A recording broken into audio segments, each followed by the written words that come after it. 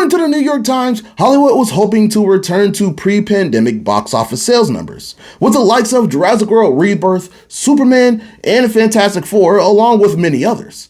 But unfortunately, that just didn't happen.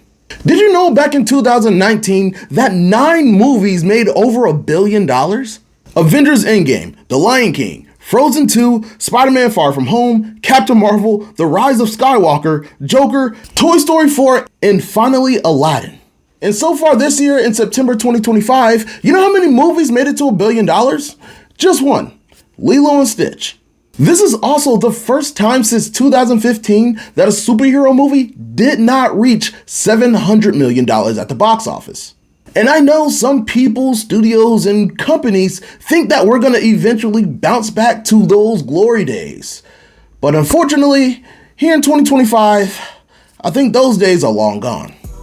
Why would I feel like that?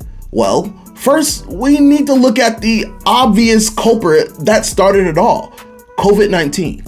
Whether you got sick or not, you can't deny that whole era had an impact on all of our lives. And one of the biggest impacts that we had was the boom of streaming services.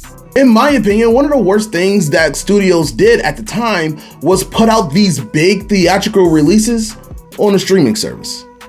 Even when the pandemic started to wind down, they were still releasing movies in theaters and on the same day on a streaming service. And I would bet at least 50% of people chose to watch the movie in their house opposed to get up and go into the theater.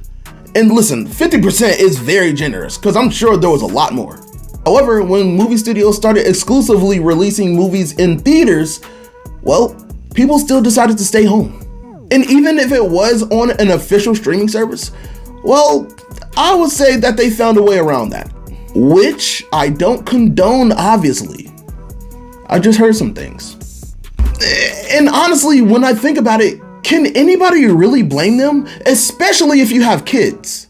Seriously, going to a movie with a family of 4 right now is like going to an amusement park.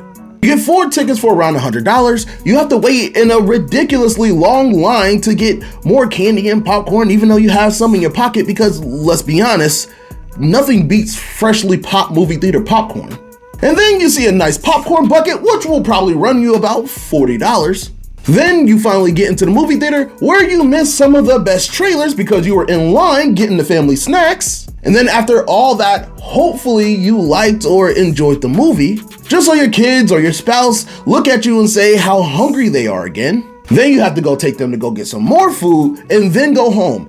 Then when you're just relaxing, you look at your bank account and realize you spent almost $200 or above. And it might sound facetious that I am saying that, but let's just take a single person.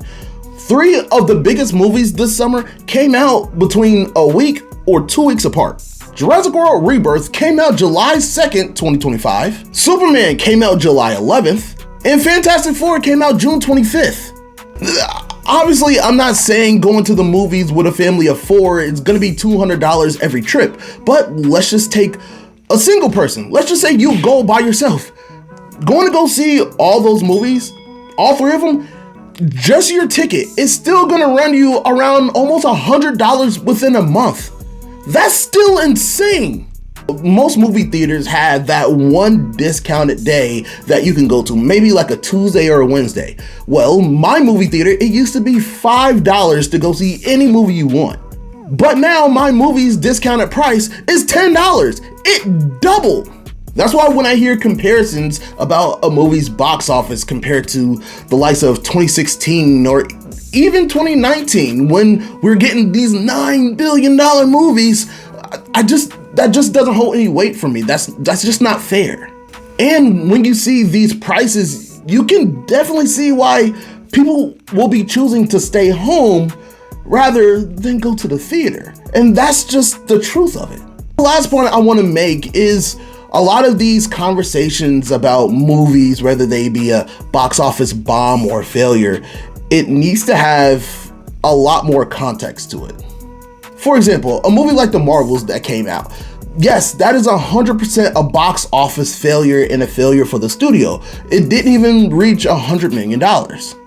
But when I see people say that movies like the Fantastic Four is a failure or a studio disaster, well, that doesn't hold any weight to me, because if you really open up the box, you can see that they also sold over $200 million worth of product placement to be in the movie.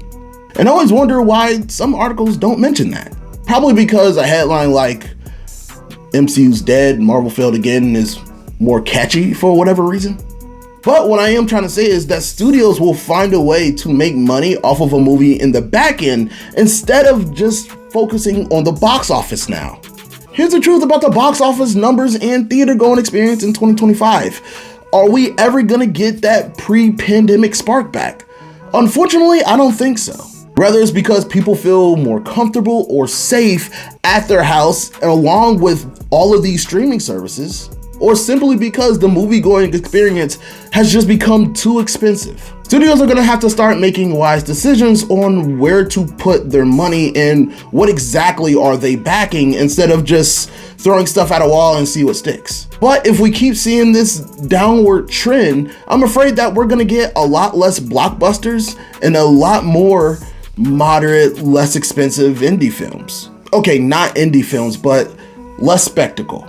Hopefully films like Wicked for Good and Avatar Fire and Ash would spark a little flame that gets people excited to go to the theater again. And studios can find a way to get people back in the theaters, because honestly, I don't know what I would have done if I would have missed this in person.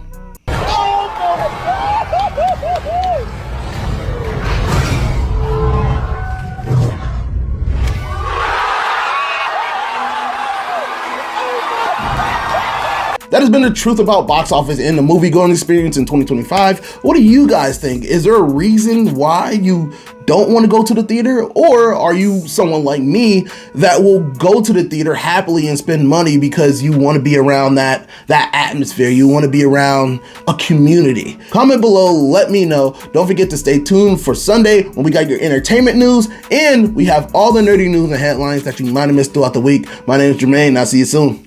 Bye. Subscribe for more headlines throughout the week, games, and 60-second reviews.